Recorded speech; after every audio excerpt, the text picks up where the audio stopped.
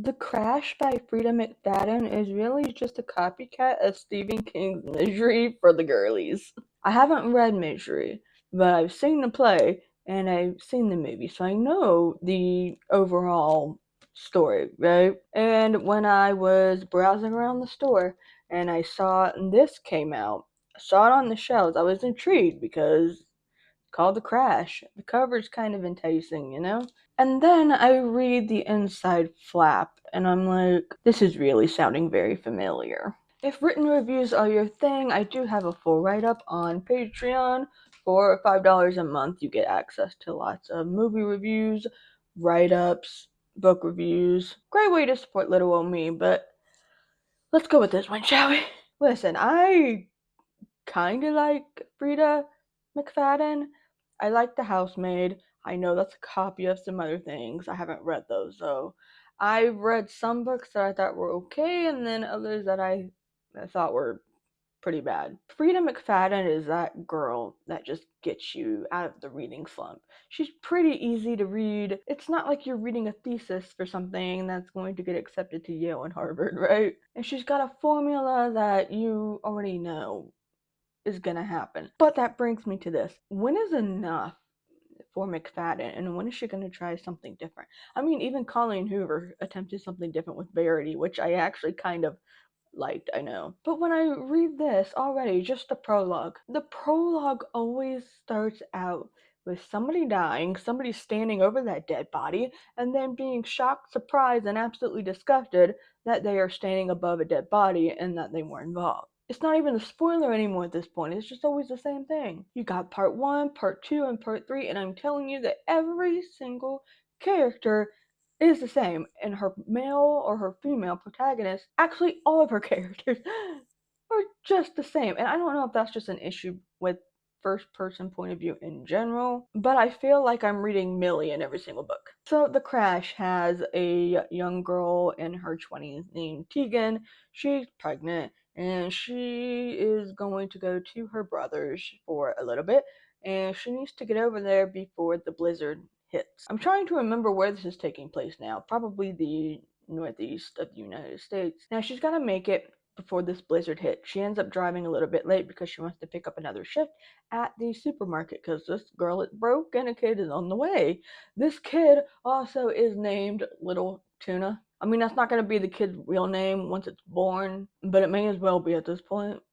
At first it was cute, but then after a while you kind of get sick of hearing it or reading it over and over again. Anyway, so in good old Paul Sheldon, I mean Tegan fashion, she ends up having an accident in the snow. Now the reason is a little bit different, I believe, which, okay, there's some difference there. There is some differences, it's still too much of a copycat to Misery. So yeah, something's wrong with her car. She takes a little tumble in the blizzard in the big snow on the ground, and lo and behold, she is saved by someone. She is saved by a couple, or one half of a couple, because it's the husband that gets her out because he's big and strong. He and Annie Wilkes could fight to the death on this, really. And she wakes up in the basement, I believe. She stays in the basement because the woman that lives there, I don't even remember her name because everybody is forgettable at this point, let's be honest. Because again, everybody is the same in all of these books. But this is a woman who has had issues with getting pregnant, and then she sees Tegan, and in her mind, she's like, I want this baby, and I would like it ASAP. So instead of kidnapping a famous male author and making this person rewrite a book because they didn't like the ending, they're going to kidnap Tegan and wait until her baby is born, and then raise that baby as their own, and then probably kill off Tegan. What else are you going to do with her? I mean, unless you turned it into that episode of Criminal Minds, and I'm trying to remember which one. Is it the one with Holland Roden in it? I have no idea. But anyway, that's what it's reminding me of, where they're going to keep the mother of the baby down in the basement anyways to help take care of it. And in this situation, it's the same thing, the same lines. Tegan is like, hey, can we call somebody? No, because the phone lines are down. Give it a day or two. Well, can we get an ambulance here? No, the roads are blocked. You're gonna have to wait a day or two. Fast forward to a couple days later. Hey, how are the phone lines? Is the ambulance gonna come? Is anybody gonna come? How are the roads? Oh no, still not so great. And then eventually the phone lines start to come back, right? Hey, can we call somebody or something? I can't remember.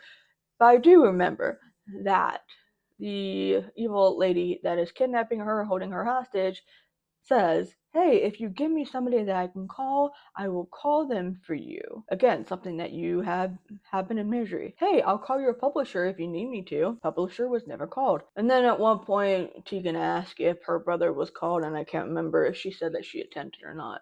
Nope, I think it was still a phone down situation. Whatever it was in misery is what happened in the crash. So yeah, the differences here is that Tegan is a woman, is a very young woman instead of a older middle-aged male author, and instead of there just being one person that's holding her hostage, well, I guess in a way the evil lady person is the only hostage, but the man, is his name Hank, who, by the way, if you didn't know after reading it 500 times, because it's described like 500 times, Hank is 6'4". Just in case you didn't know. In case you forgot when you read it and then came to this video. He's 6'4". And he's the one that has a little bit of a conscience. And he's like, you know what, I don't like this. So can we get her to go? Like, when she's healed, let's get her to a hospital. She needs a hospital because her foot, she's going to go have sepsis. She's going to go into sepsis in a minute because we don't get her to go. The evil lady used to be a nurse, but she just doesn't have the equipment. Like, yeah, she used to take care of her mom because her mom was going through something before she passed, but you just didn't have enough in there to be able to take care of her very well. And then at one point, the evil lady pretends that she let Tegan go, and Mr.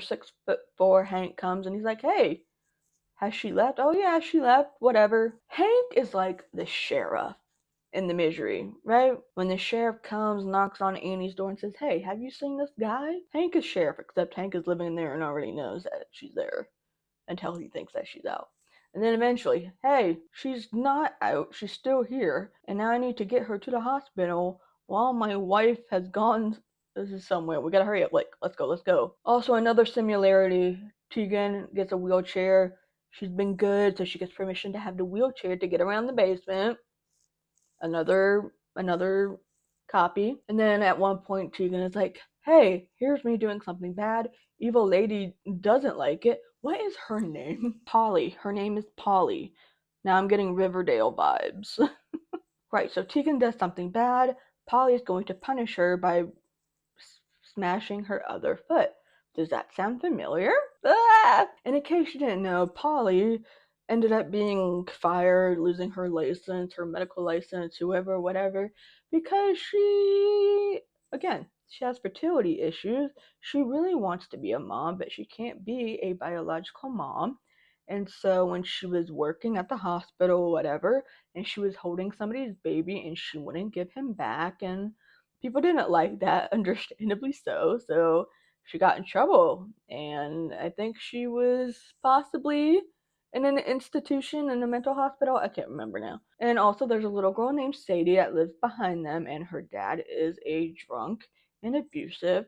And when Tegan is in the hospital, she's rescued. Everything moves so fast and doesn't really connect very well for me. Somehow, some way in the epilogue and whatever, Polly adopts Sadie because Hank killed Sadie's drunk, alcoholic, abusive dad. And somehow, some way, Polly was able to gain custody of this child.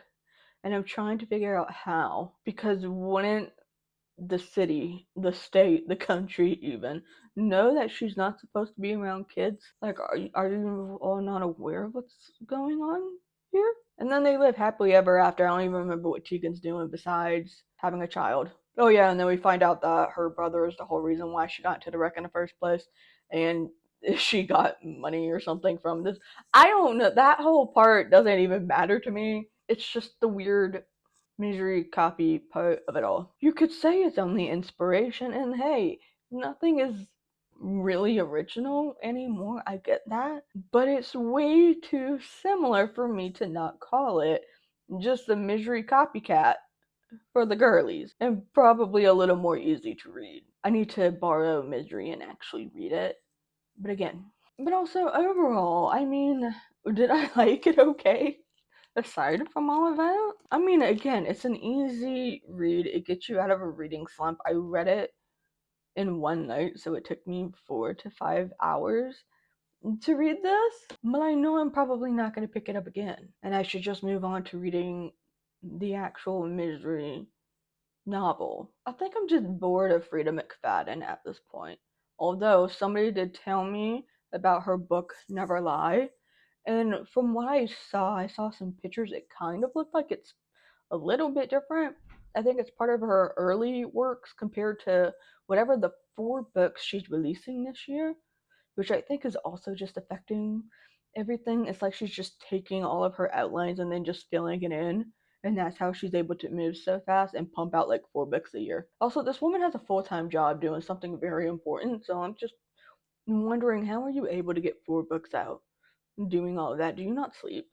I mean, I don't sleep, but do you not sleep? So I don't know. Should I try Never Lie? I've done the Housemaid series. I've read The Teacher. Did not like that at all. I've read The Boyfriend. It was okay until I started skimming through a lot of it and I spoiled myself, and that's the only reason why I was able to skim through it, because I was like, oh, I want to read this particular plot twist part. And then there's been a few that I thought I'd be interested in, but maybe I should just read McFadden whenever I need to get out of that reading slump. Like, that's the only time. Actually, how many pages is Misery? Misery is 310 pages. McFadden is a practicing physician specializing in brain injury. Miss Ma'am, you got more important things to do. How are you doing all of this? Okay, so surprisingly enough, The Crash is a little bit longer than Misery. Misery is 310 pages, and at least in the hardcover version of The Crash, this is 364. So I was gonna say, if you don't want to read a lengthy Stephen King novel, but that's not true. Well, I imagine Stephen King's Misery is going to be more heavy in language or in reading, because sometimes I read this stuff and I'm like, this is not good reading slump material. This is I need to pay attention material. Whereas McFadden, you could really just skim over it. You're not going to miss anything because it's the same damn thing every single time. Protagonist point of view, antagonist point of view, probably back to the protagonist's point of view, and then sometimes a different character, one of the other ones, and then bam, epilogue. On Goodreads, The Crash has 3.73 stars out of 5, and I understand that tracks. I'm trying to know what I gave it. I probably gave it a 2. I did. I gave it a 2, and I said Misery Copycat for the Girlies. I'm also not unique apparently in describing this. Yeah, typically a lot of her stuff gets at least a 4-star, or at least very close to it. I'm so glad Goodreads did not like The Housemaid is Watching, which is the last one in the trilogy. It was very bad. But for the most part, yeah, like, it seems the more recent her work, the more people don't like it anymore. Anyway, that's my thoughts on The Crash by Freida McFadden. Let me know if you liked it. I know The Housemaid is turning into a movie series, or at least just a movie, so I don't think we need to expect it from The Crash anytime soon. If you want to watch The Crash, if you want it to be a movie, just watch Misery. There you go. And like I said, there's a full write-up on Patreon, and if you would like to support my work, you can do that for $5 a month or $1. It just depends on what you want in terms of perks. I also have a YouTube channel membership button, so if you'd like to join, you can support the channel that way as well. Subscribe for more videos. Thank you very much for watching. I appreciate it, and I will see you later.